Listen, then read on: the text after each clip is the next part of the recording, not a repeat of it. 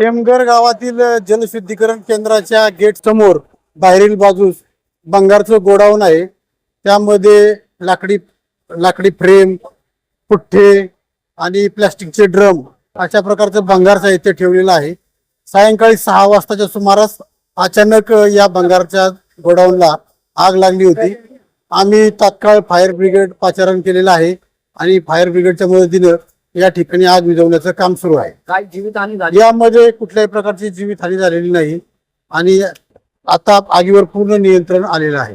तर ज्या पद्धतीने आपण पाहिलं तर नदीचं जलशुद्धीकरण केलेलं आहे आणि त्याच्या लगत असलेल्या जागेमध्ये भंगार साठवणूक केलेली आहे. कुठेतरी हा धोका होता आणि त्या धोक्याचं आता तुम्ही नक्की काय करता? नक्कीच या ठिकाणी अशा प्रकारच्या गोडाऊनला परवानगी देता येणार नाही आणि आम्ही आता या जागेचे मालक आणि जो कोणी गोडाऊनवाला आहे त्याला सांगून या ठिकाणचं गोडाऊन बंद करूया.